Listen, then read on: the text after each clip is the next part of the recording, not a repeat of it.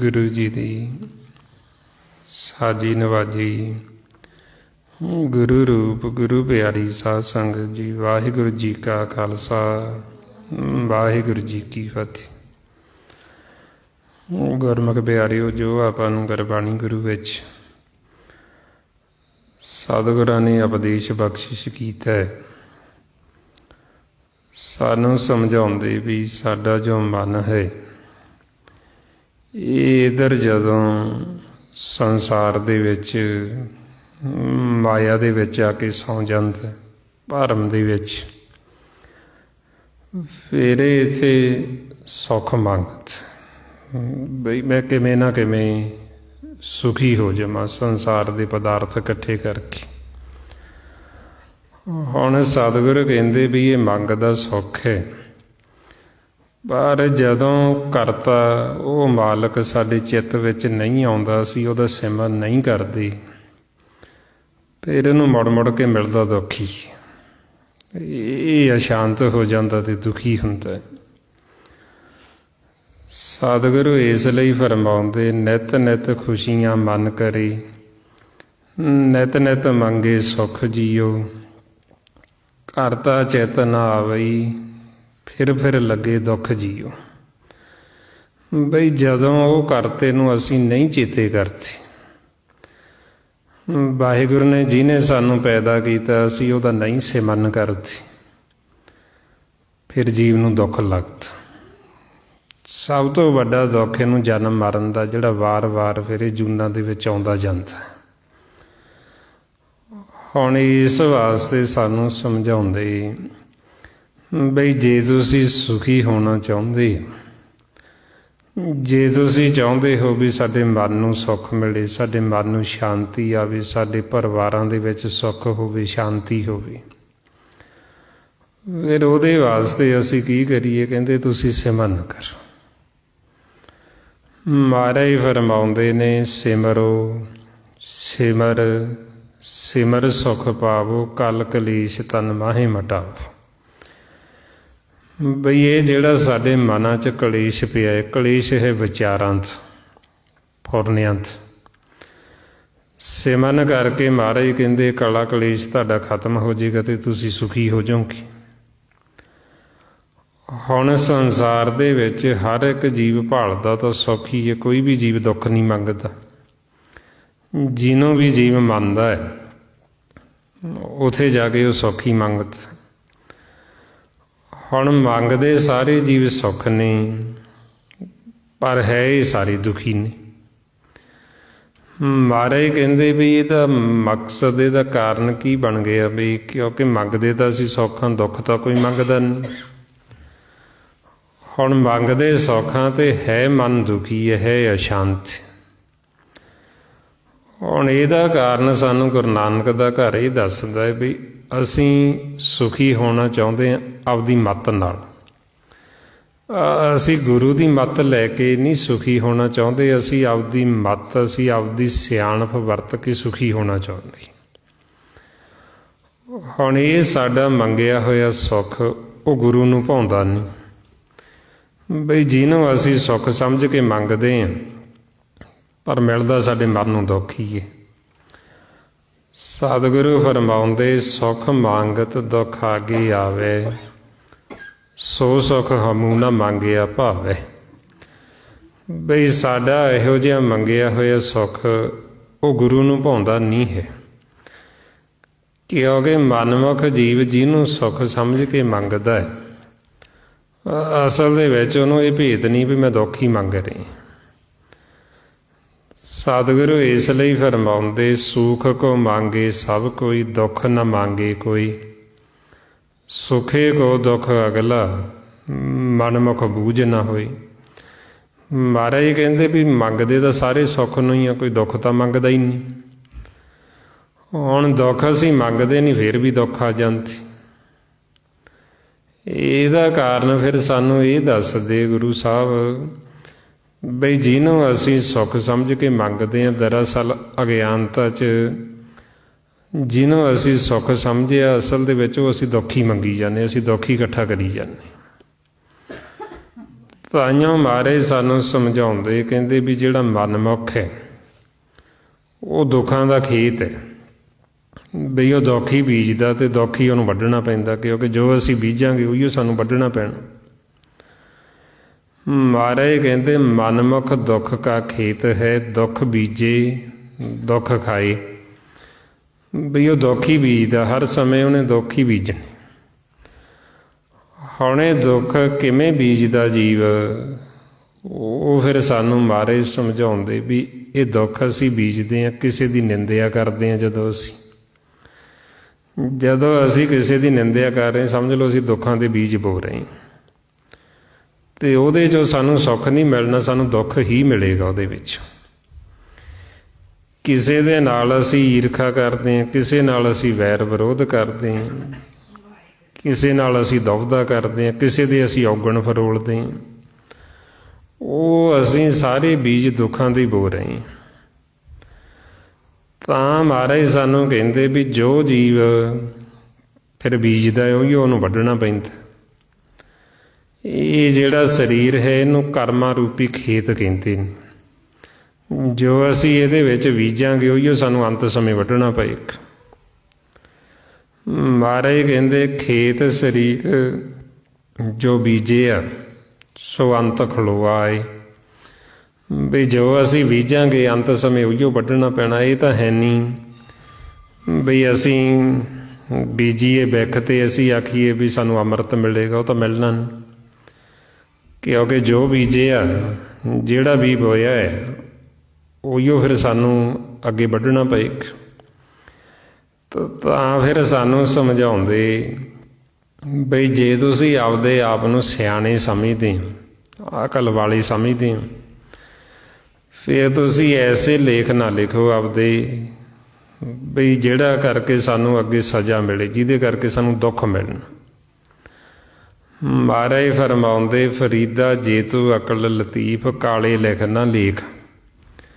ਆਪਣੇ ਗਿਰੇਵਾਨ ਮੈਂ ਸਿਰ ਨੀਵਾਂ ਕਰ ਦੇਖ। ਬਈ ਜੇ ਤੂੰ ਆਪਦੇ ਆਪ ਨੂੰ ਅਕਲ ਵਾਲਾ ਸਮਝਦਾ ਸਿਆਣਾ ਸਮਝਦਾ, ਫਿਰ ਤੂੰ ਕਾਲੀ ਲੇਖ ਨਾ ਲਿਖ। ਜਿਵੇਂ ਹੁਣ ਆਮ ਜੀਵ ਸੰਸਾਰ 'ਚ ਕਹਿ ਦਿੰਦੇ ਸਾਡੇ ਤਾਂ ਮਾੜੇ ਭਾਗ ਹੀ ਰੱਬ ਨੇ ਲਿਖਤੇ। ਸਾਨੂੰ ਗੁਰਬਾਣੀ ਗੁਰੂ 'ਚ ਸਮਝਾਇਆ ਵੀ ਇਹ ਜਿਹੜਾ ਸਾਨੂੰ ਮਾਨਸ ਜਾਮਾ ਮਿਲਿਆ ਇਹ ਸਭ ਤੋਂ ਸ੍ਰੇਸ਼ਟ ਅਤੇ ਸਭ ਤੋਂ ਉੱਤਮ ਹੈ। ਇਹਦੇ ਵਿੱਚ ਮਾਲਕ ਨੇ ਸਾਡੀ ਫੱਟੀ ਜਿਹੜੀ ਬਿਲਕੁਲ ਸਾਫ਼ ਕਰਕੇ ਸਾਨੂੰ ਕਲਮ ਦੇ ਦਿੱਤੀ ਬਈ ਤੁਸੀਂ ਆਪਦੀ ਫੱਟੀ 'ਤੇ ਆਪ ਲਿਖਣਾ ਹੈ। ਜੋ ਤੁਸੀਂ ਲਿਖ ਕੇ ਲਿਆਓਗੇ ਉਹਦੇ ਮੁਤਾਬਕ ਤੁਹਾਡਾ ਫੈਸਲਾ ਸੁਣਾ ਦਿਆਂਗੇ। ਹੁਣ ਇਸ ਲਈ ਸਾਨੂੰ ਫਰਮਾਉਂਦੇ ਆਪੇ ਪੱਟੀ ਕਲਮ ਆਪ ਉੱਪਰ ਲਿਖ ਵੀ ਤੂੰ, ਏਕੋ ਕਹੀਏ ਨਾਨਕਾ ਦੂਜਾ ਕਾਹੇਕੂ। ਬਈ ਹੁਣ ਸਾਨੂੰ ਪੱਟੀ ਦੇ ਦਿੱਤੀ ਮਨ ਦੀ ਵੀ ਉਹਦੇ 'ਤੇ ਅਸੀਂ ਆਪ ਹੀ ਲਿਖਣਾ ਹੈ। ਜੋ ਅਸੀਂ ਲਿਖਾਂਗੇ ਉਹਦੇ ਮੁਤਾਬਕ ਸਾਡਾ ਫੈਸਲਾ ਸੁਣਾ ਦੇਣਗੇ। ਹੁਣ ਆਪਾਂ ਨੂੰ ਫਿਰ ਸੱਚੇ ਪਾਤਸ਼ਾਹ ਸਮਝਾਉਂਦੇ ਵੀ ਜੇ ਤੁਸੀਂ ਆਪਦੇ ਆਪ ਨੂੰ ਸਿਆਣੇ ਸਮਝਦੇ ਫਿਰ ਤੁਸੀਂ ਕਾਲੇ ਲੇਖ ਨਾ ਲਿਖੋ। ਫਿਰ ਤੁਸੀਂ ਆਪਦੀ ਮਨ ਦੀ ਫੱਟੀ 'ਤੇ ਐਸਾ ਨਾ ਲਿਖੋ ਵੀ ਜਿਹਦੇ ਕਰਕੇ ਸਾਨੂੰ ਵਾਪਸ ਗਿਆਂ ਨੂੰ ਸਜ਼ਾ ਮਿਲੇ। ਹੁਣ ਅਸੀਂ ਆਪਦੇ ਖਿਲਾਫ ਕਦੋਂ ਲਿਖਦੇ ਹਾਂ?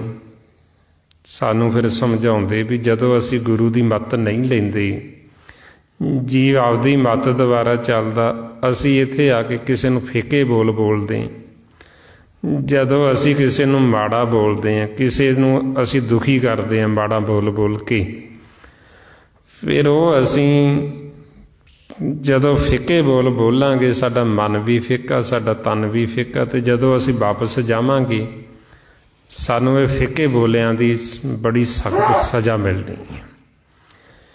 ਇਸ ਲਈ ਮਹਾਰਾਜ ਫਰਮਾਉਂਦੇ ਨਾਨਕ ਫਿੱਕਾ ਬੋਲਿਆ ਤਨ ਮਨ ਫਿੱਕਾ ਹੋਏ। ਫਿੱਕੋ ਫਿੱਕੀ ਸਦੀਏ ਫਿੱਕੋ ਫਿੱਕੀ ਸੋਏ, ਫਿੱਕਾ ਦਰਗੇ ਸਟੀਏ ਮੂੰਹ ਥੁੱਕਾਂ ਫਿੱਕੇ ਪਾਈ, ਫਿੱਕਾ ਮੂਰਖ ਆਖੀਏ ਪਾਣਾ ਲਈ ਸਜਾਏ। ਹੁਣ ਜਦੋਂ ਅਸੀਂ ਇੱਥੇ ਕਿਸੇ ਦੀ ਨਿੰਦਿਆ ਕਰਦੇ ਹਾਂ, ਕਿਸੇ ਦੇ ਅਸੀਂ ਔਗਣ ਫਰੋਲਦੇ ਹਾਂ, ਅਸੀਂ ਫਿੱਕੇ ਬੋਲ ਬੋਲਦੇ ਹਾਂ, ਉਹ ਅਸੀਂ ਆਪਦੇ ਖਿਲਾਫ ਆਪਦੀ ਫੱਟੀ 'ਤੇ ਇਹ ਆਪਦੇ ਕਰਮ ਲਿਖੀ ਜਾਂਦੇ ਹਾਂ ਵੀ ਜਦੋਂ ਅਸੀਂ ਵਾਪਸ ਆਈਏ ਸਾਨੂੰ ਇਹਦੀ ਸਜ਼ਾ ਮਿਲੇ। ਤਾਂ ਫਿਰ ਆਪਾਂ ਨੂੰ ਸਮਝਾਉਂਦੇ ਵੀ ਜੇ ਤੁਸੀਂ ਅਕਲ ਲਤੀਫ ਆਪਦੇ ਆਪ ਨੂੰ ਸਿਆਣੇ ਸਮਝਦੇ ਹੋ ਫਿਰ ਤੁਸੀਂ ਕਾਲੇ ਲੇਖ ਨਾ ਲਿਖੋ। ਹੁਣ ਅਸੀਂ ਆਪਦੀ ਫੱਟੀ 'ਤੇ ਕੀ ਲਿਖੀਏ? ਫਿਰ ਸਾਨੂੰ ਕਹਿੰਦੇ ਵੀ ਜੇ ਤੁਸੀਂ ਭੁੱਲ ਗਏ ਹੋ ਫਿਰ ਤੁਸੀਂ ਗੁਰੂ ਨੂੰ ਪੁੱਛ ਲਓ, ਤੁਸੀਂ ਸਤਿਗੁਰਾਂ ਤੋਂ ਪੁੱਛ ਲਓ ਵੀ ਅਸੀਂ ਕੀ ਲਿਖੀਏ ਅਤੇ ਕਿਵੇਂ ਲਿਖੀਏ। ਮਹਾਰਾਜ ਫਿਰ ਸਾਨੂੰ ਲਿਖਣ ਦੀ ਜਾਚ ਦੱਸਦੇ ਨੇ, ਕਹਿੰਦੇ ਵੀ ਕੀ ਲਿਖਣਾ ਹੈ ਤੁਸੀਂ? ਮਹਾਰਾਜ ਕਹਿੰਦੇ ਜਾਲ ਮੋਹ ਘਸ ਮਸ ਕਰ, ਬਈ ਇਹ ਮੋਹ ਨੂੰ ਜਾਲ ਕੇ ਇਹਦੀ ਤੁਸੀਂ ਸ਼ਾਹੀ ਬਣਾ ਲਓ। ਮਹਾਰਾਜ ਕਹਿੰਦੇ ਜਾਲ ਮੋਹ ਘਸ ਮਸ ਕਰ, ਮਤ ਕਾਗਦ ਕਰ ਸਾਰ, ਭਉ ਕਲਮ ਕਰ ਚਿੱਤ ਲਿਖਾਰੀ, ਗੁਰ ਪੁਛ ਲਿਖ ਵਿਚਾਰ। ਵੀ ਭਉ ਦੀ ਕਲਮ ਕਰਕੇ ਚਿੱਤ ਨੂੰ ਲਿਖਾਰੀ ਕਰਕੇ ਮਤ ਦਾ ਕਾਗਜ਼ ਬਣਾ ਕੇ ਤੁਸੀਂ ਲਿਖੋ ਆਪਦੀ ਮਨ ਦੀ ਫੱਟੀ 'ਤੇ। ਅਤੇ ਕੀ ਲਿਖੀਏ? ਕਹਿੰਦੇ ਲਿਖ ਨਾਮ ਸਲਾਹ, ਲਿਖ ਲਿਖ ਅੰਤ ਨਾ ਪਾਰਾਵਾਰ, ਬਾਬਾ ਇਹੋ ਲੇਖਾ ਲਿਖ ਜਾਣ, ਜਿਸੇ ਲੇਖਾ ਮੰਗੀਏ ਤਿੱਥੇ ਹੋਏ ਸੱਚਾ ਨਿਸ਼ਾਨ। ਮਹਾਰਾਜ ਕਹਿੰਦੇ ਵੀ ਕੀ ਲਿਖੋ? ਕਹਿੰਦੇ ਲਿਖੋ ਸਿਵ ਸਲਾਹ, ਵੀ ਮਾਲਕ ਦੀ ਸਿਵ ਸਲਾਹ ਕਰੋ, ਉਹਦੀ ਵਡਿਆਈ ਕਰੋ, ਪਰਮਾਤਮਾ ਦੇ ਗੁਣ ਗਾਵੋ, ਉਹਦਾ ਸਿਮਰਨ ਕਰੋ।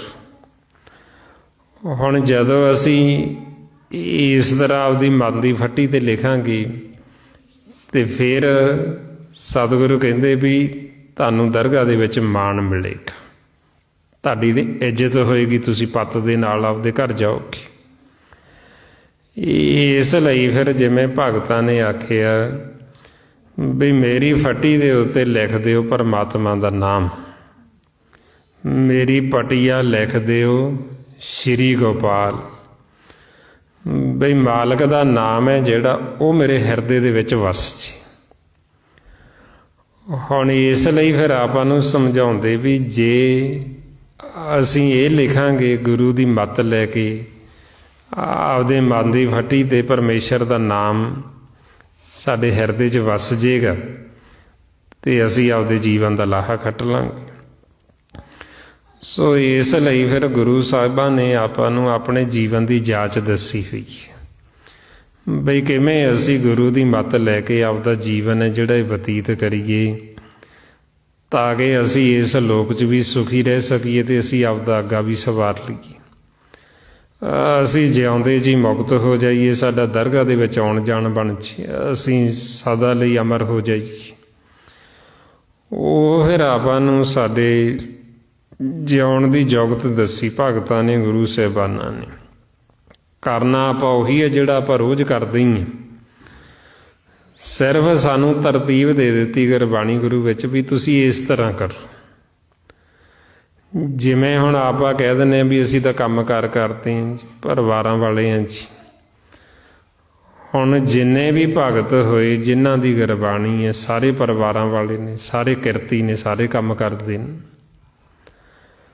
ਹੁਣ ਆਪਾਂ ਨੂੰ ਫਿਰ ਉਹਨਾਂ ਨੇ ਸਮਝਾਇਆ ਵੀ ਤੁਸੀਂ ਇਹ ਜਿਹੜਾ ਕੰਮ ਕਰਦੇ ਹੋ ਤੁਸੀਂ ਹੱਥਾਂ ਪੈਰਾਂ ਨਾਲ ਕਰਦੇ, ਵੀ ਇਹ ਜਿਹੜਾ ਮੁੱਖ ਹੈ ਸਾਡਾ, ਮੁੱਖ ਦੁਆਰਾ ਤੁਸੀਂ ਨਾਲ ਨਾਲ ਸਿਮਰਨ ਕਰੀ ਜਾਓ। ਬਈ ਸੰਸਾਰ ਦੀਆਂ ਤੁਸੀਂ ਉਹ ਗੱਲਾਂ ਨਾ ਕਰੋ ਵੀ ਜਿਨ੍ਹਾਂ ਦਾ ਕੋਈ ਫਾਇਦਾ ਨਹੀਂ ਹੈ, ਜਿਨ੍ਹਾਂ ਦਾ ਕੋਈ ਮਤਲਬ ਨਹੀਂ ਬਣਦਾ। ਹੁਣ ਆਪਾਂ ਨੂੰ ਫਿਰ ਇਸ ਲਈ ਫਰਮਾਉਂਦੇ, ਨਾਮਾ ਕਹੇ ਤਲੋਚਨਾ ਮੁਖ ਤੇ ਰਾਮ ਸੰਭਾਲ, ਹਾਥ ਪਾਉ ਕਰ ਕਾਮ ਸਭ ਚੀਤ ਨਿਰੰਜਨ ਨਾਲ। ਵੀ ਹੱਥਾਂ ਪੈਰਾਂ ਨਾਲ ਕਿਰਤ ਕਰੋ, ਕੰਮ ਕਰੋ, ਅਤੇ ਮੁੱਖ ਦੁਆਰਾ ਨਾਲ ਨਾਲ ਸਿਮਰਨ ਕਰੋ। ਜੇ ਹੁਣ ਅਸੀਂ ਇਸ ਤਰ੍ਹਾਂ ਨਾਲ ਸਿਮਰਨ ਕਰਾਂਗੇ ਨਾਲ ਕਿਰਤ ਦੇ, ਫਿਰ ਮਹਾਰਾਜ ਕਹਿੰਦੇ ਵੀ ਇੱਕ ਤਾਂ ਸਾਡੇ ਕਿਸੇ ਵੀ ਕਰਮ ਦੇ ਵਿੱਚ ਕੋਈ ਵਿਘਨ ਨਹੀਂ ਪੈਂਦਾ, ਕੋਈ ਰੁਕਾਵਟ ਨਹੀਂ ਪੈਂਦੀ। ਪ੍ਰਭ ਸਿਮਰਤ ਕਿਛ ਵਿਘਨ ਨਾ ਲਾਗੇ। ਵੀ ਜਦੋਂ ਅਸੀਂ ਸਿਮਰਨ ਕਰਾਂਗੇ, ਜਿਵੇਂ ਆਮ ਜੀਵ ਨੂੰ ਤਾਂ ਇਹ ਭਰਮ ਹੁੰਦਾ ਨਾ ਵੀ ਜੇ ਮੈਂ ਵਾਹਿਗੁਰੂ ਵਾਹਿਗੁਰੂ ਕਰਨ ਲੱਗੇ ਤਾਂ ਕੰਮ ਕਿਹਨੇ ਕਰਨਾ। ਆਪਾਂ ਨੂੰ ਕਹਿੰਦੇ ਵੀ ਕੰਮ ਉਦੋਂ ਵਧੀਆ ਹੋਏਗਾ ਜੇ ਅਸੀਂ ਵਾਹਿਗੁਰੂ ਕਰਾਂਗੇ ਨਾਲ, ਅਤੇ ਕੰਮ ਉਦੋਂ ਜ਼ਿਆਦਾ ਵਧੀਆ ਹੋਏਗਾ, ਕਿਉਂਕਿ ਫਿਰ ਤਾਂ ਕਿਸੇ ਕੰਮ ਦੇ ਵਿੱਚ ਕੋਈ ਵਿਘਨ ਪੈਣਾ ਹੀ ਨਹੀਂ, ਕੋਈ ਰੁਕਾਵਟ ਪੈਣੀ ਹੀ ਨਹੀਂ ਹੈ।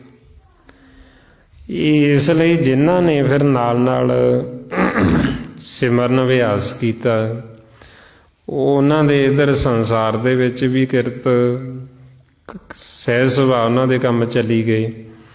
ਜਦੋਂ ਇੱਥੋਂ ਜਾਂਦੇ ਉਹਨਾਂ ਨੂੰ ਦਰਗਾਹ 'ਚ ਵੀ ਮਾਣ ਅਤੇ ਉੱਥੇ ਵੀ ਸਤਿਕਾਰ ਮਿਲਦਾ। ਮਹਾਰਾਜ ਇਸ ਲਈ ਫਰਮਾਉਂਦੇ, ਜਿਨ ਜਿਨ ਨਾਮ ਤੇ ਆਇਆ ਤਿਨ ਕੇ ਕਾਜ ਸਰੇ, ਹਰ ਗੁਰਪੂਰਾ ਰਾਧਿਆ ਦਰਗਾਹ ਸੱਚ ਖਰੀ। ਬਈ ਜਿਨ੍ਹਾਂ ਨੇ ਮਾਲਕ ਨੂੰ ਆਰਾਧਿਆ ਉਹਨਾਂ ਦੇ ਕੀਤੇ ਹੋਏ ਕਰਮ ਸਾਰੇ ਸਫਲ।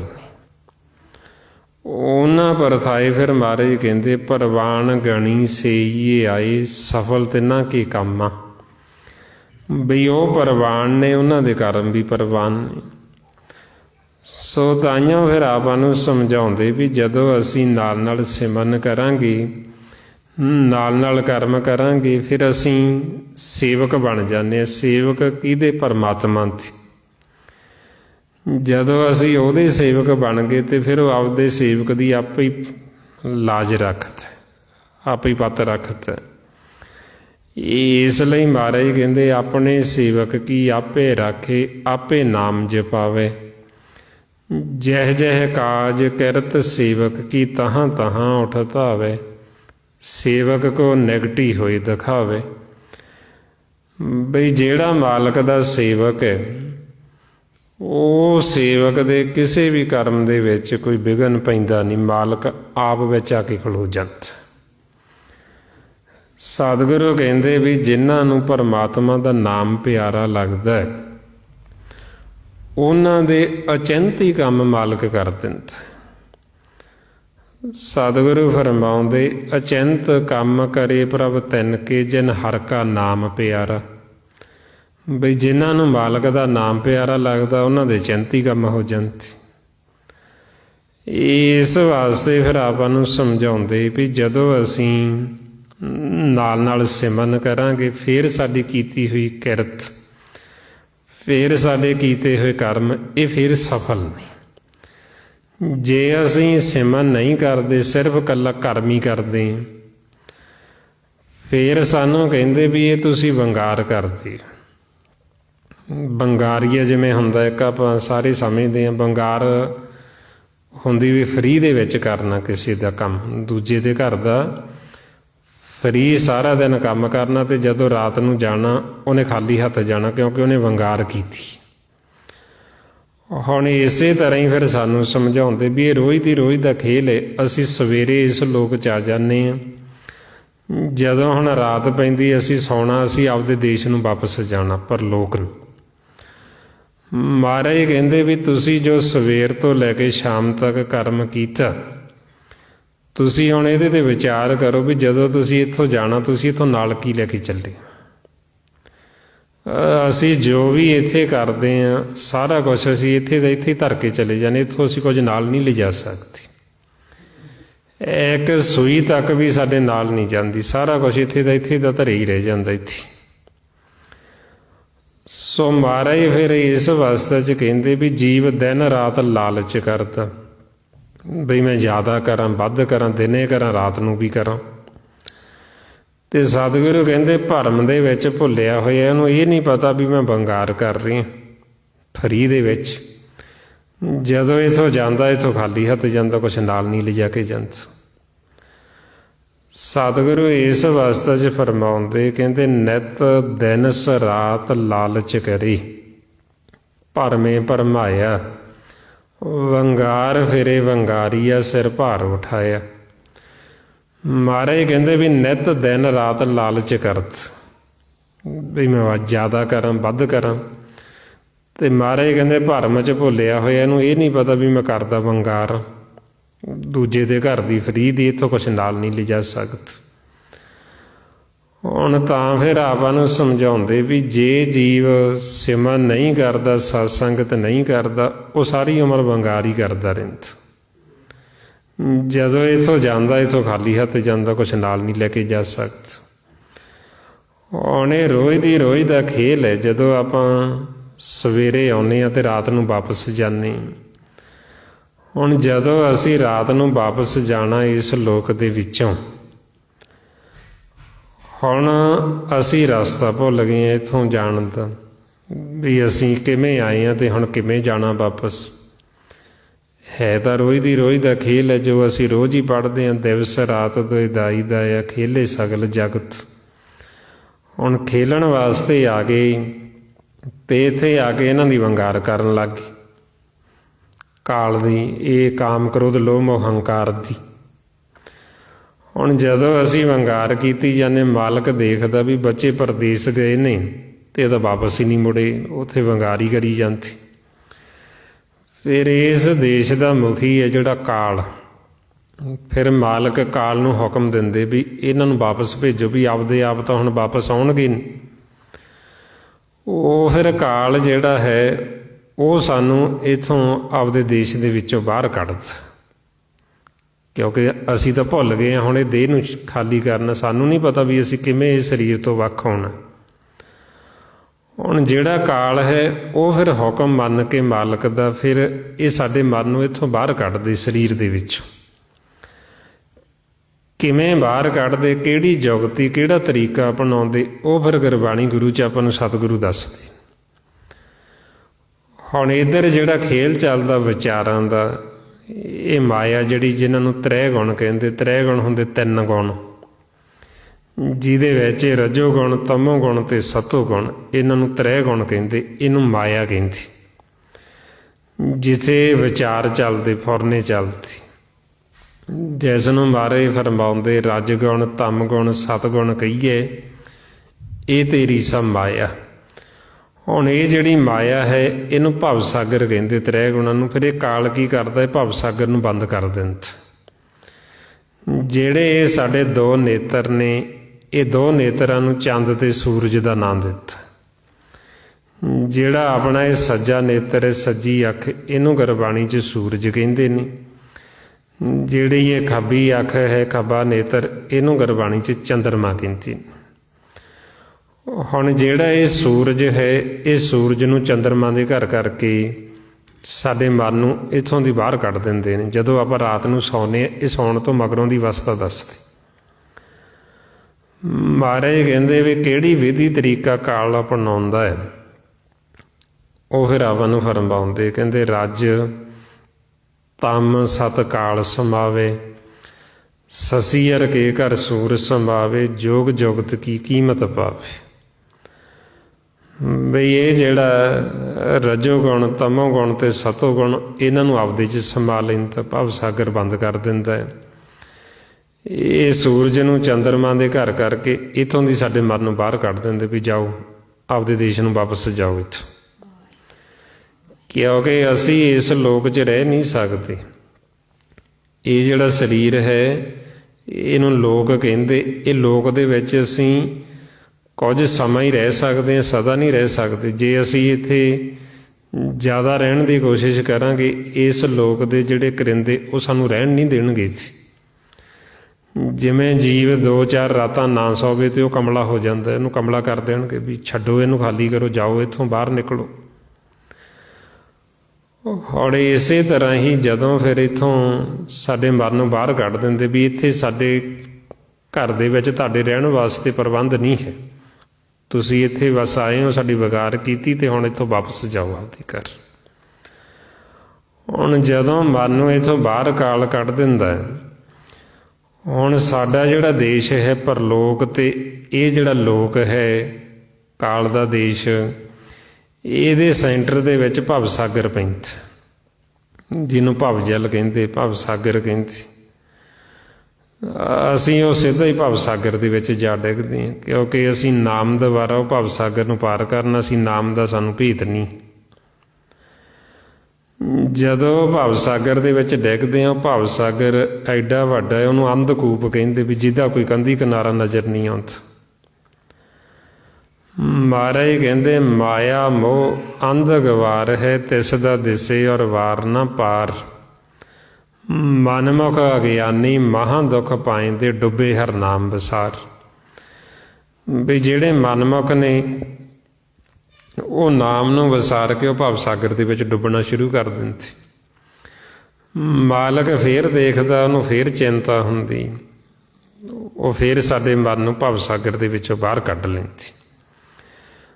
ਬਾਹਰ ਕੱਢ ਕੇ ਇਹਨੂੰ ਸਾਹਮਣੇ ਬਿਠਾ ਲੈਂਦੇ, ਮਾਲਕ ਬੈਠੇ ਨੇ ਅਤੇ ਮਨ ਬੈਠੇ। ਮਾਲਕ ਫਿਰ ਇਹਨੂੰ ਸਮਝਾਉਂਦੇ ਵੀ ਤੈਨੂੰ ਅਕਲ ਵੀ ਦਿੱਤੀ, ਤੈਨੂੰ ਜੋਤ ਵੀ ਦਿੱਤੀ ਹੈ, ਵੀ ਤੂੰ ਉਹਦਾ ਇਸਤੇਮਾਲ ਕਿਉਂ ਨਹੀਂ ਕਰਦਾ, ਤੂੰ ਇਹ ਭਵ ਸਾਗਰ ਦੇ ਵਿੱਚ ਡਿੱਗ ਪੈਂਦਾ। ਮਹਾਰਾਜ ਇਸੇ ਕੀ ਫਰਮਾਉਂਦੇ, ਕਹਿੰਦੇ ਐਨਸ ਅੰਧਲੇ ਦੀਪਕ ਦੇ, ਭਵ ਜਲ ਡੂਬਤ ਚਿੰਤ ਕਰੇ। ਬਈ ਤੈਨੂੰ ਅਕਲ ਅਤੇ ਜੋਤ ਵੀ ਦਿੱਤੀ, ਤੂੰ ਫਿਰ ਭਵ ਸਾਗਰ 'ਚ ਡਿੱਗ ਪੈਂਦਾ, ਅਤੇ ਮਾਲਕ ਨੂੰ ਫਿਰ ਚਿੰਤਾ ਹੁੰਦੀ, ਉਹ ਫਿਰ ਕੱਢ ਲੈਂਦੀ। ਜਦੋਂ ਹੁਣ ਕੱਢ ਕੇ ਇਹਨੂੰ ਸਾਹਮਣੇ ਬਿਠਾਉਂਦੇ, ਹੁਣ ਇਹਨੂੰ ਸਮਝਾ ਰਹੇ, ਮਾਲਕ ਸਾਹਮਣੇ ਬੈਠੇ ਅਤੇ ਮਨ ਵੀ ਬੈਠੇ। ਹੁਣ ਜਦੋਂ ਇਹਨੂੰ ਸਮਝਾਉਂਦੇ, ਇਹ ਮਨਮੁਖ ਇੱਧਰ ਇੰਨਾ ਮਾਇਆ ਦੇ ਨਾਲ ਪਿਆਰ ਪਾ ਚੁੱਕੇ ਆ ਇਸ ਲੋਕ ਦੇ ਵਿੱਚ, ਇਹ ਉੱਥੋਂ ਬੈਠਾ ਹੋਇਆ ਵੀ ਥੱਲੇ ਨੂੰ ਧਿਆਨ ਰੱਖਦਾ, ਮਾਇਆ ਨੂੰ ਹੀ ਦੇਖੀ ਜਾਂਦਾ, ਸੰਸਾਰ ਨੂੰ ਹੀ ਦੇਖੀ ਜਾਂਦਾ। ਫਿਰ ਮਾਲਕ ਨੂੰ ਰੋਸ ਹੁੰਦਾ ਵੀ ਇਹਨੂੰ ਪਹਿਲਾਂ ਕਾਲ ਨੂੰ ਹੁਕਮ ਦੇ ਕੇ ਕਢਾਇਆ ਕਾਲ ਦੇ ਦੇਸ਼ 'ਚੋਂ, ਫਿਰ ਭਵ ਸਾਗਰ 'ਚੋਂ ਬਾਹਰ ਕੱਢਿਆ। ਹੁਣ ਸਾਹਮਣੇ ਬੈਠਾ ਇੱਕ ਘਰ ਬੈਠੇ ਆ ਅਤੇ ਫਿਰ ਨਹੀਂ ਗੱਲਬਾਤ ਕਰਦਾ, ਫਿਰ ਨਹੀਂ ਕੋਈ ਵਿਚਾਰ ਕਰਦਾ ਮਾਲਕ ਨਾਲ। ਮਹਾਰਾਜ ਕਹਿੰਦੇ ਏਕਾ ਸੰਗਤ ਇੱਕ ਗ੍ਰਹਿ ਵਾਸਤੇ ਮਿਲ ਬਾਤ ਨਾ ਕਰਤੇ ਭਾਈ। ਵੀ ਇੱਕ ਘਰ ਦੇ ਵਿੱਚ ਇਕੱਠੇ ਬੈਠੇ, ਪਿਤਾ ਬੈਠਾ ਅਤੇ ਬੱਚਾ ਵੀ ਬੈਠਾ, ਅਤੇ ਫਿਰ ਨਹੀਂ ਕੋਈ ਗੱਲਬਾਤ ਕਰਦਾ। ਫਿਰ ਇਹਨੂੰ ਮਨ ਨੂੰ ਸਮਝਾਉਂਦੇ ਸਾਹਮਣੇ ਬਿਠਾ ਕੇ ਵੀ ਦੇਖ ਤੈਨੂੰ ਰੋਜ਼ ਭੇਜਦੇ ਹਾਂ ਲੋਕ ਦੇ ਵਿੱਚ, ਅਤੇ ਤੂੰ ਇੱਥੋਂ ਇੰਨਾ ਕੀਮਤੀ ਵਡਮੁੱਲਾ ਧਨ ਲੈ ਕੇ ਜਾਂਦਾ, ਸਵਾਸਾਂ ਦਾ, ਸਵਾਸਾਂ ਦਾ ਧਨ ਸਾਨੂੰ ਮਾਲਕ ਦੇ ਕੇ ਭੇਜਦੇ। ਬਈ ਤੂੰ ਜਾਂਦਾ ਹੈ ਅਤੇ ਉੱਥੇ ਜਾ ਕੇ ਤੂੰ ਕਿਰਤ ਕਰਨੀ, ਕਮਾਈ ਕਰਨੀ ਆਪਦੇ ਵਾਸਤੇ। ਹੁਣ ਤੈਨੂੰ ਵੇਲਾ ਸੀ, ਮੌਕਾ ਸੀ, ਤੈਨੂੰ ਵੱਤਰ ਸੀ। ਹੁਣ ਤੂੰ ਉੱਥੇ ਨਾਮ ਦੀ ਕਮਾਈ ਕਰਨੀ ਸੀ, ਅਤੇ ਤੂੰ ਉੱਥੇ ਜਾ ਕੇ ਸਾਰਾ ਧਨ ਵਿਅਰਥ ਹੀ ਖਰਾਬ ਕਰੇ। ਜੇ ਤੂੰ ਉੱਥੇ ਕਮਾਈ ਨਹੀਂ ਕਰੇਗਾ, ਹੁਣ ਤੂੰ ਭੁੱਖਾ ਕੀ ਖਾਏਂਗਾ। ਮਹਾਰਾਜ ਕਹਿੰਦੇ ਹੁਣ ਵੱਤੇ ਹਰ ਨਾਮ ਨਾ ਬੀਜੇ, ਅੱਗੇ ਭੁੱਖਾ ਕਿਆ ਖਾਏ। ਵੀ ਜਿਵੇਂ ਹੁਣ ਆਪਾਂ ਤਨ ਵਾਸਤੇ ਕਿਰਤ ਕਰਦੇ ਹਾਂ, ਕਰਮ ਕਰਦੇ ਹਾਂ, ਆਪਾਂ ਕਹਿੰਦੇ ਵੀ ਅਸੀਂ ਕਰਮ ਕਰਦੇ ਹਾਂ ਅਤੇ ਅਸੀਂ ਪ੍ਰਸ਼ਾਦਾ ਭੋਜਨ ਛਕਦੇ ਹਾਂ ਤਨ ਵਾਸਤੇ। ਹੁਣ ਜੇ ਅਸੀਂ ਮਨ ਵਾਸਤੇ ਕਮਾਈ ਨਹੀਂ ਕਰਾਂਗੇ ਤਾਂ ਸਾਡਾ ਮਨ ਭੁੱਖਾ ਹੀ ਰਹੇਗਾ, ਫਿਰ ਉਹ ਕੀ ਛਕੇਗਾ, ਕੀ ਖਾਏ ਪੀਏਗਾ, ਕਿਉਂਕਿ ਮਨ ਵਾਸਤੇ ਤਾਂ ਅਸੀਂ ਕਮਾਈ ਕੀਤੀ ਗਈ ਨਹੀਂ। ਫਿਰ ਮਨ ਨੂੰ ਸਮਝਾਉਂਦੇ ਨੇ ਸਾਹਮਣੇ ਬਿਠਾ ਕੇ, ਪਰ ਇਹ ਕੀ ਕਰਦਾ ਮਨਮੁਖ ਜੀਵ, ਮਾਲਕ ਦੀ ਗੱਲ ਨਹੀਂ ਸੁਣਦਾ, ਸਿੱਧਾ ਹੀ ਥੱਲੇ ਨੂੰ ਧਿਆਨ ਰੱਖਦਾ ਅਤੇ ਫਿਰ ਇੱਧਰ ਆ ਜਾਂਦਾ ਮਾਇਆ ਦੇ ਵਿੱਚ। ਜਿਹੜੀ ਵਿੱਖ, ਜਿਹੜੀ ਜ਼ਹਿਰ ਤੋਂ ਮਾਲਕ ਨੇ ਕਾਲ ਨੂੰ ਹੁਕਮ ਦੇ ਕੇ ਛਡਾਇਆ ਸੀ, ਅਤੇ ਸਵੇਰ ਨੂੰ ਉੱਠਣ ਸਾਰੀਏ ਫਿਰ ਉਹੀਓ ਜ਼ਹਿਰ ਇਕੱਠੀ ਕਰਨੀ ਸ਼ੁਰੂ ਕਰ ਦਿੰਦਾ, ਫਿਰ ਉਹੀਓ ਵਿੱਖ ਇਕੱਠੀ ਕਰਨੀ ਸ਼ੁਰੂ ਕਰ ਦਿੰਦਾ। ਫਿਰ ਮਹਾਰਾਜ ਐਸੀ ਅਵਸਥਾ 'ਚ ਕਹਿੰਦੇ ਵੀ ਜਿਹੜਾ ਮਨਮੁਖ ਹੈ ਬਈ ਉਹ ਇਸ ਲੋਕ ਦੇ ਵਿੱਚ ਦਿਨ ਦੇ ਸਮੇਂ ਤਾਂ ਦੁਖੀ ਰਹਿੰਦਾ ਹੀ ਹੈ, ਜਦੋਂ ਰਾਤ ਨੂੰ ਉਹ ਆਪਦੇ ਘਰ ਵੀ ਜਾਂਦਾ ਹੈ, ਨਾ ਭੇਤ ਨਾ ਸੋਝੀ ਹੋਣ ਕਰਕੇ ਉਹ ਘਰੇ ਗਿਆ ਹੋਇਆ ਵੀ ਸੁਪਨੇ ਦੇ ਵਿੱਚ ਵੀ ਦੁਖੀ ਹੁੰਦਾ ਫਿਰਦਾ, ਉੱਥੇ ਵੀ ਦੁੱਖ ਭੋਗਦਾ। ਇਸ ਅਵਸਥਾ 'ਚ ਮਹਾਰਾਜ ਫਰਮਾਉਂਦੇ, ਕਹਿੰਦੇ ਉਗਵੇ ਦਿਨਸ ਆਲ ਜਾਲ ਸੰਭਾਲੇ, ਬਿਖ ਮਾਇਆ ਕੀ ਵਿਸਤਾਰੀ, ਆਈ ਰੈਣ ਭਿਆ ਸੁਪਨ ਅੰਤਰ, ਬਿਖ ਸੁਪਨੇ ਭੀ ਦੁਖ ਸਾਰੇ। ਬਈ ਮਨਮੁਖ ਦਿਨੇ ਵੀ ਦੁਖੀ, ਸਾਰਾ ਦਿਨ ਬਿਖ ਜ਼ਹਿਰ ਇਕੱਠੀ ਕਰੀ ਗਿਆ, ਜਦੋਂ ਰਾਤ ਪਈ ਤੇ ਆਪਦੇ ਘਰ ਗਿਆ ਹੋਇਆ ਸੁਪਨੇ ਦੇ ਵਿੱਚ ਵੀ ਦੁਖੀ, ਉੱਥੇ ਵੀ ਦੁੱਖ ਭੋਗੀ ਜਾਂਦਾ। ਸੋ ਐਸੀ ਅਵਸਥਾ 'ਚ ਫਿਰ ਆਪਾਂ ਨੂੰ ਸਤਿਗੁਰੂ ਸਮਝਾਉਂਦੇ ਵੀ ਇਹ ਜਿਹੜਾ ਅਸੀਂ ਖੇਲ ਖੇਲ ਰਹੇ ਹਾਂ, ਅਸੀਂ ਅਗਿਆਨਤਾ ਦੇ ਵਿੱਚ ਖੇਲ ਰਹੇ ਹਾਂ। ਬਈ ਜਦੋਂ ਤਾਂ ਅਸੀਂ ਇਸ ਲੋਕ 'ਚ ਆ ਜਾਂਦੇ ਹਾਂ, ਅਸੀਂ ਆਪਦੇ ਦੇਸ਼ ਨੂੰ, ਪਰਲੋਕ ਨੂੰ ਭੁੱਲ ਜਾਂਦੇ। ਬਈ ਅਸੀਂ ਕਿੱਥੋਂ ਆਏ ਹਾਂ, ਕਿਹਨੇ ਸਾਨੂੰ ਭੇਜੇ। ਜਦੋਂ ਇਸ ਲੋਕ ਨੂੰ ਛੱਡ ਕੇ ਇੱਧਰੋਂ ਉੱਧਰ ਜਾਂਦੇ ਹਾਂ, ਅਸੀਂ ਇਸ ਲੋਕ ਦਾ ਭੁੱਲ ਜਾਂਦੇ ਸਾਰਾ ਕੁਛ। ਬਈ ਅਸੀਂ ਕੌਣ ਹਾਂ, ਸਾਡਾ ਪਰਿਵਾਰ ਕਿਹੜਾ ਹੈ, ਕੋਈ ਆਪਾਂ ਨੂੰ ਗਿਆਨ ਨਹੀਂ ਰਹਿੰਦਾ, ਕੋਈ ਸੋਝੀ ਨਹੀਂ ਰਹਿੰਦੀ। ਹੁਣ ਆਪਾਂ ਨੂੰ ਫਿਰ ਇਸ ਲਈ ਸਮਝਾਉਂਦੇ ਵੀ ਤੁਸੀਂ ਸੁੱਤੇ ਨਾ ਰਹੋ, ਤੁਸੀਂ ਜਾਗੋ। ਹੁਣ ਜਦੋਂ ਅਸੀਂ ਇਹ ਸਿਮਰਨ ਕਰਾਂਗੇ, ਫਿਰ ਸਿਮਰਨ ਕਰਨ ਦੇ ਨਾਲ ਸਾਡਾ ਜਿਹੜਾ ਮਨ ਹੈ ਇਹ ਆਂਦਨ ਜਾਗਣ ਲੱਗ ਜਾਂਦਾ। ਮਹਾਰਾਜ ਇਸ ਲਈ ਫਰਮਾਉਂਦੇ, ਪ੍ਰਭ ਕੈ ਸਿਮਰਨ ਆਂਦਨ ਜਾਗੇ। ਆਨ ਦਿਨ ਜਾਗਣ ਦਾ ਭਾਵ ਹੁੰਦਾ ਹੈ ਵੀ ਜਿਹੜੇ ਗੁਰਮੁਖ ਨੇ ਉਹ ਇਸ ਲੋਕ ਦੇ ਵਿੱਚ ਵੀ ਆ ਕੇ ਜਾਗਦੇ, ਉਹਨਾਂ ਦਾ ਮਨ ਸੌਂਦਾ ਨਹੀਂ ਭਰਮ ਦੇ ਵਿੱਚ। ਜਦੋਂ ਰਾਤ ਨੂੰ ਆਪਦੇ ਦੇਸ਼, ਆਪਦੇ ਘਰ ਜਾਂਦੇ, ਉੱਥੇ ਵੀ ਜਾਗਦੇ ਨੇ। ਹੁਣ ਇਸ ਨੂੰ ਫਿਰ ਕਹਿੰਦੇ ਗੁਰਮਤਿ ਦੇ ਵਿੱਚ ਆਂਦਨ ਜਾਗਣਾ, ਵੀ ਜਿਹੜੇ ਗੁਰਮੁਖ, ਜਿਹੜੇ ਸੰਤ ਜਨ, ਜਿਹੜੇ ਮਾਲਕ ਦੇ ਪਿਆਰੇ, ਉਹ ਫਿਰ ਜਾਗਦੇ। ਜਾਗਦੇ ਇਹ ਨਹੀਂ ਵੀ ਉਹ ਸਰੀਰ ਕਰਕੇ ਵੀ ਉਹ ਰਾਤ ਨੂੰ ਸੌਂਦੇ ਨਹੀਂ, ਉਹਨਾਂ ਦਾ ਮਨ ਜਾਗਦਾ। ਆਂਦਨ ਜਾਗਣਾ ਕਹਿੰਦੇ ਵੀ ਸਾਡੇ ਮਨ ਨੇ ਜਾਗਣਾ। ਸਰੀਰ ਦਾ ਜਾਗਣਾ ਹੋਰ ਹੈ, ਮਨ ਦਾ ਜਾਗਣਾ ਹੋਰ ਹੈ। ਹੁਣ ਜਿਵੇਂ ਕਈ ਜੀਵ ਤਨ ਕਰਕੇ ਜਾਗ ਪੈਂਦੇ, ਪਰ ਮਨ ਹੈ ਜਿਹੜਾ, ਮਨ ਤਾਂ ਸੁੱਤਾ ਪਿਆ। ਜਿਵੇਂ ਹੁਣ ਮੰਨ ਲਓ ਵੀ ਅਸੀਂ ਸਵੇਰ ਨੂੰ ਉੱਠ ਖੜ੍ਹੇ, ਜਾਗ ਪਏ ਬਈ ਅਸੀਂ ਜੀ ਸਵੇਰੇ ਉੱਠ ਕੇ ਅਸੀਂ ਗੁਰਬਾਣੀ ਪੜ੍ਹਨੀ ਹੈ। ਹੁਣ ਜੇ ਅਸੀਂ ਉੱਠੇ ਅਤੇ ਉੱਠ ਕੇ ਸਾਡਾ ਮਨ ਸੀ ਜਿਹੜਾ ਉਹ ਵਿਚਾਰਾਂ 'ਚ, ਫੁਰਨਿਆਂ 'ਚ ਚਲਾ ਗਿਆ, ਸਾਡੇ ਮਨ ਨੂੰ ਚਿੰਤਾ ਲੱਗ ਗਈਆਂ, ਸਾਡੇ ਮਨ ਨੂੰ ਫਿਕਰ ਲੱਗ ਗਈ। ਅਤੇ ਇਹ ਜੇ ਜਾਗਣ ਦੇ ਨਾਲੋਂ ਤਾਂ ਮਹਾਰਾਜ ਕਹਿੰਦੇ ਵੀ ਜੀਵ ਸੁੱਤਾ ਹੀ ਚੰਗਾ, ਕਿਉਂਕਿ ਜਿਹਨੂੰ ਅਸੀਂ ਇਹ ਜਾਗਣਾ ਕਹਿੰਦੇ, ਇਹ ਜਾਗਣਾ ਨਹੀਂ ਹੈ। ਇਹ ਤਨ ਦਾ ਜਾਗਣਾ ਹੋਰ ਹੈ, ਮਨ ਦਾ ਜਾਗਣਾ ਹੋਰ ਹੈ। ਜੇ ਜੀਵ ਹੁਣ ਜਾਗ ਕੇ ਉਹਦਾ ਮਨ ਵਿਚਾਰਾਂ 'ਚ ਜਾਂ ਦੁਵਿਧਾ 'ਚ ਚਲਾ ਗਿਆ, ਅਤੇ ਇਹੋ ਜਿਹੇ ਜਾਗਣ ਦੇ ਨਾਲੋਂ ਮਹਾਰਾਜ ਕਹਿੰਦੇ ਤੁਸੀਂ ਸੁੱਤੇ ਹੀ ਚੰਗੇ। ਵੀ ਇਹੋ ਜਿਹੇ ਜਾਗਣ ਨਾਲੋਂ ਤਾਂ ਉਹ ਸੁਪਨਾ ਚੰਗਾ, ਕਿਉਂਕਿ ਸੁਪਨੇ ਦੇ ਵਿੱਚ ਅਸੀਂ ਆਪਦੇ ਘਰ ਤਾਂ ਵੱਸਦੇ ਹਾਂ, ਆਪਦੇ ਦੇਸ਼ ਤਾਂ ਹੁੰਦੇ ਹਾਂ ਉੱਥੋਂ। ਮਹਾਰਾਜ ਇਸ ਲਈ ਫਰਮਾਉਂਦੇ, ਜਾਗਣੇ ਤੇ ਸੁਪਨਾ ਭਲਾ ਬਸੀਏ ਪ੍ਰਭ ਕੇ ਸੰਗ। ਬਈ ਇਹ ਜਿਹੜਾ ਜਾਗਣਾ ਸਰੀਰ ਦਾ ਇਹ ਹੋਰ ਹੈ, ਜਿਹੜਾ ਮਨ ਦਾ ਜਾਗਣਾ ਉਹ ਹੋਰ ਹੈ।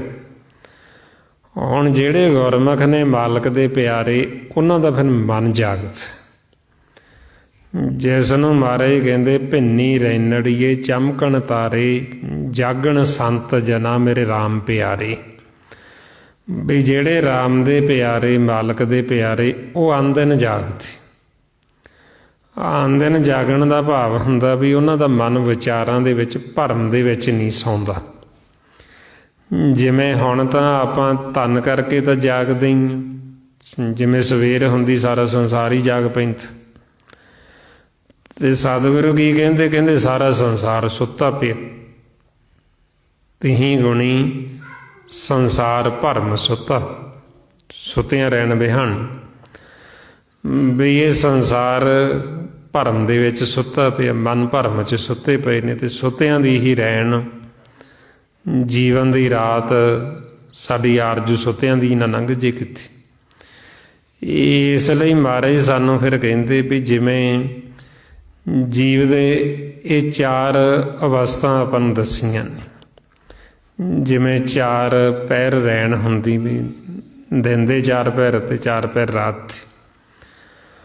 ਹੁਣ ਜਿਵੇਂ ਆਪਾਂ ਕਹਿ ਦਿੰਦੇ ਵੀ ਪਿਛਲੇ ਪਹਿਰ ਰਾਤ ਦੇ ਵੀ ਅੰਮ੍ਰਿਤ ਵੇਲੇ ਵੀ ਜਾਗਣਾ, ਇਸੇ ਤਰ੍ਹਾਂ ਹੀ ਸਾਨੂੰ ਹੁਣ ਫਿਰ ਸਮਝਾਉਂਦੇ ਵੀ ਸਾਡੀ ਆਰਜੂ ਤਾਂ ਬੀਤਦੀ ਜਾ ਰਹੀ।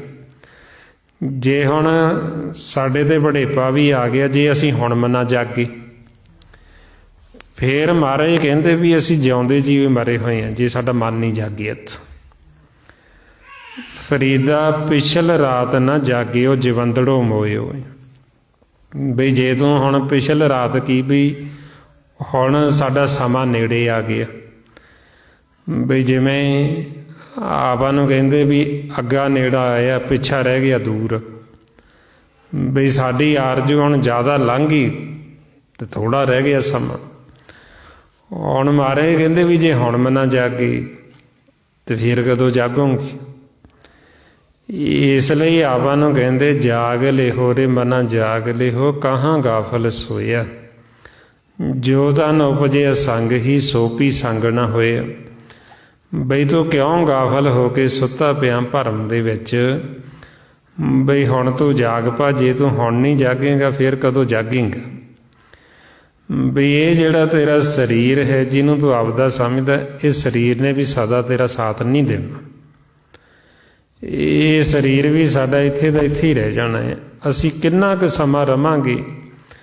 ਜੇ ਅਸੀਂ ਮੰਨ ਲਓ 100 ਸਾਲ ਕੱਢ ਵੀ ਜਾਂਦੇ ਹਾਂ, ਵੈਸੇ ਤਾਂ 100 ਸਾਲ ਕੱਢਦਾ ਨਹੀਂ ਹੁਣ ਜੀਵ। ਮੰਨ ਲਓ ਚਲੋ ਵੀ ਆਪਾਂ 100 ਸਾਲ ਜਿਉਂਦੇ ਰਹਿ ਵੀ ਗਏ, ਚਲੋ, ਤੇ ਫਿਰ ਕਿਹੜਾ ਸਾਨੂੰ ਮੌਤ ਨਹੀਂ ਆਉਣੀ, ਫਿਰ ਕਿਹੜਾ ਅਸੀਂ ਮਰਨਾ ਨਹੀਂ, ਫਿਰ ਵੀ ਜਾਣਾ ਹੀ। ਇਸ ਲਈ ਮਹਾਰਾਜ ਕਹਿੰਦੇ ਵੀ ਜੇ ਅਸੀਂ ਇੰਨਾ ਸਮਾਂ ਕੱਢ ਵੀ ਜਾਂਦੇ ਹਾਂ, ਫਿਰ ਵੀ ਇਹ ਸਰੀਰ ਨੇ ਖੇ ਹੋਣਾ। ਤੇ ਆਪਾਂ ਨੂੰ ਇਸ ਲਈ ਫਿਰ ਕਹਿੰਦੇ ਵੀ ਇਹਨੇ ਸਾਡਾ ਸਾਥ ਛੱਡਣਾ ਹੀ ਛੱਡਣਾ, ਇਹਨੇ ਜਾਣਾ ਹੀ ਜਾਣਾ। ਜਿਵੇਂ ਮਹਾਰਾਜ ਕਹਿੰਦੇ ਵੀ ਇਹ ਸਰੀਰ ਸਾਡਾ ਹੌਲੀ ਹੌਲੀ ਸਾਥ ਛੱਡਦਾ ਜਾਂਦਾ। ਜਿਵੇਂ ਚੱਬਣ ਦੰਦ ਸਾਥ ਛੱਡ ਜਾਂਦੇ, ਹੱਥ ਪੈਰ ਹੌਲੀ ਹੌਲੀ ਸਾਥ ਛੱਡਣਾ ਸ਼ੁਰੂ ਕਰ ਦਿੰਦੇ। ਜਿਹੜੇ ਨੇਤਰ ਸੀ, ਨੇਤਰ ਸਾਥ ਛੱਡਣਾ ਸ਼ੁਰੂ ਕਰ ਦਿੰਦੇ, ਦਿਸਣਾ ਘੱਟ ਲੱਗ ਜਾਂਦਾ। ਕੰਨ ਨੇ ਜਿਹੜੇ ਸੁਣੀਆਂ ਇਹ ਵੀ ਸਾਥ ਛੱਡ ਜਾਂਦੇ, ਸਾਨੂੰ ਸੁਣਨਾ ਹੌਲੀ ਹੌਲੀ ਮੱਧਮ ਪੈ ਜਾਂਦਾ। ਮਹਾਰਾਜ ਇਸ ਲਈ ਕਹਿੰਦੇ ਚੱਬਣ ਚੱਲਣ ਰਤਨ ਸੇ ਸੁਣੀਆਂ ਬਹਿ ਗਏ, ਹੇੜੇ ਮੋਤੀ ਧਾਸੇ ਜਾਨੀ ਚੱਲ ਗਏ। ਬਈ ਇਹਦਾ ਸਰੀਰ ਜਿਹੜਾ ਇਹਨੇ ਤਾਂ ਸਾਥ ਛੱਡਣਾ ਹੀ ਛੱਡਣਾ। ਵੀ ਹੌਲੀ ਹੌਲੀ ਹੌਲੀ ਇਹ ਸਾਥ ਛੱਡਦਾ ਜਾਂਦਾ, ਤੇ ਇੱਕ ਦਿਨ ਬਿਲਕੁਲ ਹੀ ਅਸੀਂ ਛੱਡ ਜਾਣਾ ਇਹਨੂੰ, ਇਹਨੇ ਮਿੱਟੀ ਨੇ ਢੇਰੀ ਹੋ ਜਾਣਾ।